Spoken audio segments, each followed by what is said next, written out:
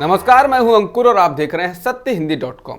आइए एक नजर डाल लेते हैं अब तक की सुर्खियों पर। बिहार में नई बनी नीतीश कुमार तेजस्वी यादव की सरकार ने बुधवार को विधानसभा में विश्वास मत हासिल कर लिया।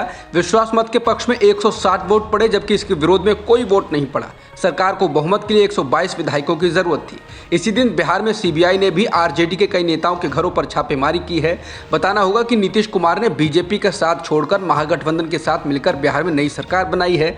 इससे पहले विधानसभा की कार्यवाही के दौरान स्पीकर विजय सिन्हा ने अपने पद से इस्तीफा दे दिया। मुख्यमंत्री नीतीश कुमार ने विधानसभा में कहा कि उन्होंने साल 2017 में पटना विश्वविद्यालय को केंद्रीय विश्वविद्यालय का दर्जा देने की मांग की थी, लेकिन उनकी बात पर किसी ने ध्यान नहीं दिया। नीतीश कुमार के लगातार हमलों के बाद विश्वास मत पर वोटिंग से पहले बीजेपी के विधायकों ने सदन से वॉकआउट कर दिया। बिहार में आरजेडी नेताओं के यहां सीबीआई की छापेमारी को लेकर तेजस्वी यादव ने विधानसभा में जमकर बीजेपी पर हमला बोला। तेजस्वी यादव ने कहा कि जहां जहां विपक्ष की सरकार है या जहां बीजेपी हार जाती है या जिससे जिससे डरती है, वहां ये 3 जमाई आगे कर देती है। पहला सीबीआई, दूसरा ईडी और फिर इनकम टैक्स। तेजस्वी यादव ने गुरुग्राम के अर्बन क्यूब्स मॉल में सीबीआई की छापेमारी को लेकर कहा कि मॉल में खूब छापा मारिए, कहीं मत जाइए, लेकिन देश की सबसे बड़ी एजेंसी कैसे जांच कर रही है? जो मेरा है ही नहीं, वहां मेरा नाम लिया जा रहा है। तेजस्वी ने कहा कि पता चला कि एक डायरेक्टर हैं कृष्ण कुमार, जो हरियाणा के हैं। तेजस्वी ने कहा कि हमको जो जानकारी मिली है उससे पता चलता है कि कंपनी का शुभारंभ बीजेपी के सांसद ने ही किया है। तेजस्वी यादव ने विधानसभा में बोलते हुए कहा कि बीजेपी के साथ रहिए तो राजा हरिश्चंद्र हो जाएगा, साथ नहीं रहे तो भ्रष्टाचारी, रेपिस्ट और एजेंसियां पीछे लगा दी जाती हैं। तेजस्वी ने कहा कि आप डर चुके हैं, इसलिए जमाई को आगे कर दिया। असली पीढ़ा 2024 का डर है। तेजस्वी ने कहा ये डरते हैं कि एकजुट हो जाएं तो बिहार से संघी और बीजेपी के लोगों का सफाया हो जाएगा। तेजस्वी ने कहा कि नीतीश कुमार जी ने जो ऐतिहासिक और निडर फैसला किया है वो देश और बिहार के हित में है। उन्होंने लोकतंत्र और संविधान को बचाने के लिए यह फैसला किया है। उन्होंने आज के माहौल में जो हिम्मत और दिलेरी दिखाई है, कोई नहीं दिखाता। इसके साथ ही तेजस्वी ने कहा कि मैं हनीमून पर बाहर गया तो लुकआउट नोटिस जारी कर दिया गया और विजय माल्या, नीरव मोदी और मेहुल चौकसी को कोई नहीं पूछ रहा, वहां कुछ नहीं करते हैं। बिहार विधानसभा में बोलते हुए नीतीश कुमार ने कहा कि हम लोगों का संकल्प है कि मिलकर काम करेंगे। देश भर के अलग अलग दलों के लोगों ने फोन किया है और मुझसे कहा कि आपने ये फैसला ठीक किया है। नीतीश ने कहा कि हमने कहा कि जो चुनाव होगा मिलकर लड़िएगा। नीतीश ने कहा कि एकजुट होकर रहेंगे तो इनको कोई नहीं पूछेगा। नीतीश ने कहा जितना चाहे दुष्प्रचार करना है करें, हम मिलकर काम करेंगे, पूरे देश को एकजुट करेंगे, फिर मौका नहीं मिलेगा। मिलकर चलेंगे तो इनको कुछ नहीं मिलने वाला है। नीतीश ने कहा ये सिर्फ प्रचार करते हैं, काम नहीं करते हैं। लोगों की आमदनी कितनी घट गई है। महाराष्ट्र के विधानसभा परिसर में बुधवार को जबरदस्त हंगामा हुआ और सत्ता पक्ष और विपक्ष के विधायक आमने सामने आ गए। इसमें भी एकनाथ शिंदे की अगुवाई वाले शिवसेना के विधायकों और उद्धव ठाकरे गुट के विधायकों के बीच तीखी नोकझोंक हुई।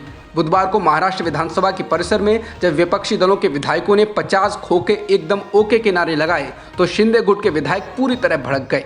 बता दें, खोखे का मतलब 1 करोड़। विपक्षी विधायकों के द्वारा लगातार नारेबाजी करने पर शिंदे गुट के विधायकों ने इसका विरोध किया। इस दौरान सामने आई तस्वीरों और वीडियो में देखा जा सकता है कि उद्धव ठाकरे और एकनाथ शिंदे गुट के विधायकों के बीच धक्का मुक्की भी हुई। कुछ विधायकों ने उन्हें समझाने की कोशिश भी की। बता दें कि महाराष्ट्र में जून के अंत में एकनाथ शिंदे के समर्थक विधायकों ने शिवसेना से बगावत की थी। इसके बाद राज्य में एकनाथ शिंदे और बीजेपी ने मिलकर सरकार बनाई है। आम आदमी पार्टी ने आज एक बार फिर बीजेपी पर सरकार गिराने की कोशिश करने का आरोप लगाया है। आम आदमी पार्टी के राज्यसभा सांसद संजय सिंह ने कहा कि जो प्रयास सीबीआई के इस्तेमाल से सिसोदिया को तोड़ने का किया गया वो अब दिल्ली के विधायकों पर शुरू हो चुका है। दिल्ली के विधायकों को जांच एजेंसियों की धमकी दिलवाकर, अपने लोगों को भेजकर, पैसे का ऑफर देकर, धमका के, डरा के तोड़ने और दिल्ली सरकार को गिराने का प्रयास किया जा रहा है। संजय सिंह के साथ प्रेस कॉन्फ्रेंस में इस दौरान आम आदमी पार्टी के दिल्ली के विधायक अजय दत्त, संजीव झा, सोमनाथ भारती, कुलदीप भी थे। संजय सिंह ने कहा कि इन विधायकों को 20 करोड़ का ऑफर बीजेपी की ओर से दिया गया और ना मानने पर जांच एजेंसियों और फर्जी मुकदमों की धमकी भी दी गई। संजय सिंह ने कहा कि इन विधायकों को 20 करोड़ का ऑफर दिया गया और साथ में अन्य विधायक लाने पर 25 करोड़ का ऑफर दिया गया और ना मानने पर जांच एजेंसियों और फर्जी मुकदमों की धमकी भी दी गई। संजय सिंह ने कहा कि जो प्रयास शिंदे पर सफल हुआ वो सिसोदिया पर फेल हो चुका है, वही विधायकों पर किया जा रहा है। वहीं बीजेपी की ओर से पलटवार कर कहा गया है कि पहले भ्रष्टाचार और अब ऑपरेशन लोटस चिल्ला रहे हैं। ये ऑपरेशन लूटस है, मुद्दे भटकाने की कोशिश है। अशोक गहलोत ने सोनिया गांधी के द्वारा कांग्रेस अध्यक्ष पद को संभालने के ऑफर की खबरों को लेकर कहा कि वो इस बारे में नहीं जानते और उन्हें तो इस बारे में मीडिया से पता चला है। उन्होंने कहा कि जो जिम्मेदारी उन्हें सौंपी गई है वो उसे पूरा कर रहे हैं। मुख्यमंत्री ने कहा कि उन्हें आगामी गुजरात चुनाव के लिए पर्यवेक्षक बनाया गया है। बता दें, द हिंदू के मुताबिक राजस्थान के मुख्यमंत्री अशोक गहलोत मंगलवार को पार्टी अध्यक्ष सोनिया गांधी से मिले।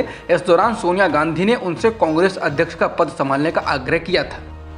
बिल्किस बानो बलात्कार मामले में 11 लोगों को दोषी ठहराने वाले रिटायर्ड जज यूडी साल्वी ने उनकी रिहाई पर सवाल उठाए। उन्होंने मंगलवार को मीडिया को संबोधित करते हुए कहा है कि गुजरात सरकार को दोषियों को रिहा करने से पहले उनके द्वारा किए गए अपराधों की गंभीरता, उन्हें दी गई सजा और पीड़ित को ध्यान में रखना चाहिए था। जस्टिस साल्वी ने कहा कि मुझे नहीं लगता कि इनमें से कुछ भी किया गया है। उन्होंने कहा कि मैंने सुना है कि छूट देते समय 1992 की नीति के दिशा निर्देश का पालन किया गया, ना कि 2014 में बनाई गई नीति का। नई नीति में ऐसे अपराधों में छूट के प्रावधान नहीं है। उन्होंने कहा कि मुझे नहीं पता कि सरकार ने यह निर्णय कैसे लिया, चूंकि अभियोजन एजेंसी केंद्रीय जांच ब्यूरो यानी कि सीबीआई थी, इसलिए राज्य सरकार को केंद्र सरकार की भी राय लेनी पड़ती। हालांकि मुझे नहीं पता ये भी किया गया है या नहीं, और अगर राज्य सरकार ने केंद्र से संपर्क किया तो यह स्पष्ट नहीं है कि केंद्र की प्रतिक्रिया क्या थी। बीजेपी से निलंबित विधायक टी राजा सिंह को जमानत मिलने के खिलाफ हैदराबाद में मंगलवार रात को जोरदार प्रदर्शन हुआ। मुस्लिम संगठनों ने विधायक के खिलाफ सख्त से सख्त कार्रवाई की मांग की। एआईएमआईएम ने टी राजा सिंह के खिलाफ एफआईआर दर्ज करवाई है। मुस्लिम समुदाय के लोग मंगलवार रात को एक बार फिर सड़कों पर उतरे और टी राजा सिंह का पुतला फूंका। इस दौरान पुलिस की पेट्रोलिंग कार में तोड़फोड़ भी की गई। हालात को देखते हुए पूरे हैदराबाद में पुलिस हाई अलर्ट पर है। बता दें, जमानत मिलने के बाद टी राजा सिंह के समर्थकों ने उनका जोरदार स्वागत किया था। मालूम हो कि टी राजा सिंह का एक वीडियो सामने आया है जिसमें उन्होंने पैगंबर मोहम्मद साहब के खिलाफ अभद्र बयानबाजी की, जिसके बाद उनको बीजेपी ने भी पार्टी से सस्पेंड कर दिया और कारण बताओ नोटिस भेजा है। अब तक की खबरों में इतना ही। बाकी खबरों के लिए बने रहिए सत्यहिंदी.com के साथ।